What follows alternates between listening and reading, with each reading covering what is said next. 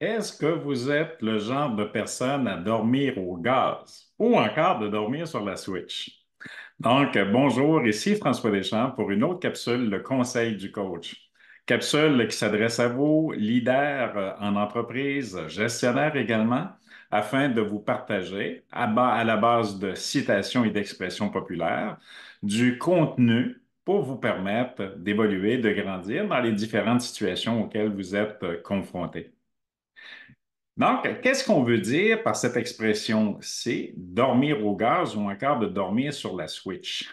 Donc, on fait allusion ici à une personne qui est perçue comme molle, comme lente et lente dans sa capacité d'action et de réaction. Donc, de dormir au gaz, dormir sur la Switch suggère que c'est une personne qui est en basse énergie, qui manque de dynamisme, pardon, et qui manque de réactivité. Donc, ça peut se traduire par un manque d'engagement, de motivation et d'efficacité dans les actions entreprises, dans les actions à prendre, et bien entendu, ça peut s'appliquer, voire même dégénérer sur l'environnement de travail immédiat, c'est-à-dire au sein de nos équipes. Donc, au lieu de dormir au gaz, moi, je pense que c'est important de pouvoir trouver le moyen de se mettre en action et de développer notre capacité de mise en action. Quelques pistes, quelques suggestions que je vous partage ici. Donc, de cultiver la proactivité, d'être à l'affût des opportunités qui se présentent à vous et de développer petit à petit notre capacité d'initiative et de devenir plutôt proactif que réactif dans la gestion des défis. Également, développer votre capacité d'agilité mentale. Donc, de développer une capacité de faire face au changement, puis même avec la répétition et le temps, de devenir un levier et un vecteur de changement vous-même. Donc, de cultiver une mentalité qui va vous permettre d'agir efficacement au lieu d'être en mode réaction et d'attendre que les choses se passent par elles-mêmes.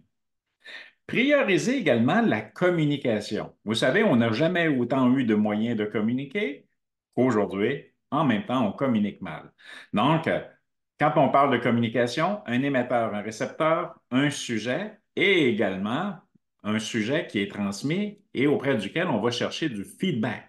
Donc, développer cette capacité de communication avec vos équipes de travail, avec vos clients, vos fournisseurs et inspirer l'engagement. Souvent, on entend dire qu'on a des employés, on a du personnel qui ne sont pas engagés.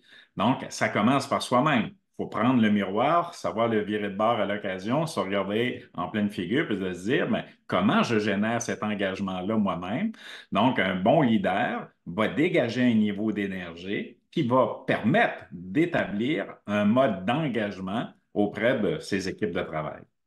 Donc, pour éviter de dormir au gaz, cultivez la proactivité, développez votre agilité mentale, priorisez la communication et l'engagement auprès de vos équipes et vous allez transcender votre environnement, vous allez augmenter votre niveau d'efficacité, d'efficience en entreprise et d'être un leader inspiré, inspirant.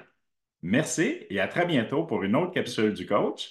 Je vous invite à laisser juste au bas de cette vidéo vos commentaires, vos propos, vos appréciations.